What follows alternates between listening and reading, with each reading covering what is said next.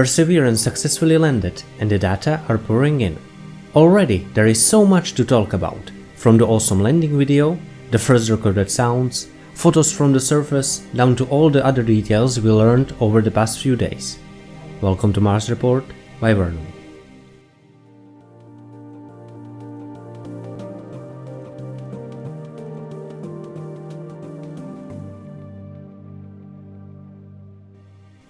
So I wanted to make a commentary for the landing footage and explain what we are seeing, but Scott mainly beat me to it, and he shows a lot of things that I wouldn't have noticed.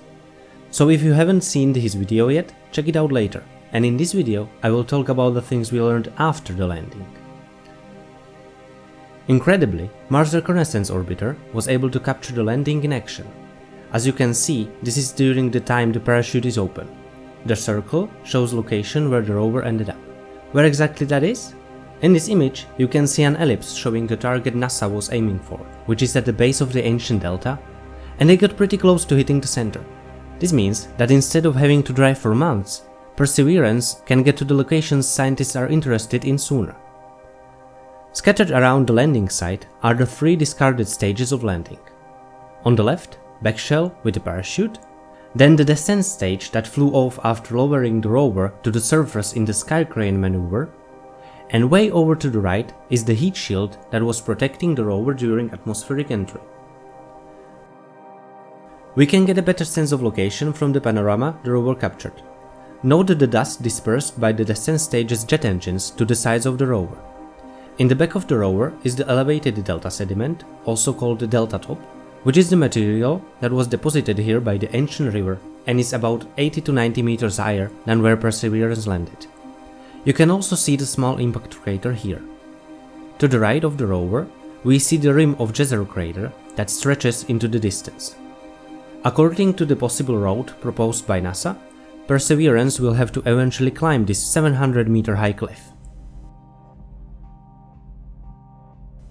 We also got the first actual sounds from Mars.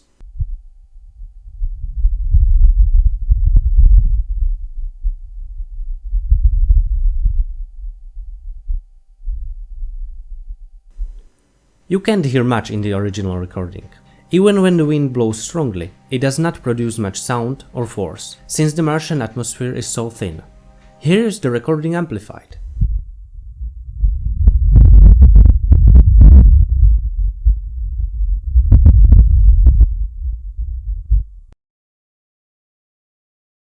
It will be a lot more interesting to hear the rover move and use its various instruments. There is one other visitor to Mars apart from Perseverance.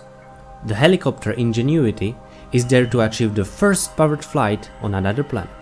Currently, it is stowed on the rover's underside. The first tests were conducted, and they show Ingenuity survived landing unharmed. Perseverance will deploy it in about 30 to 60 days. Subscribe so you won't miss an in-depth look at the technology powering Ingenuity and other Mars news.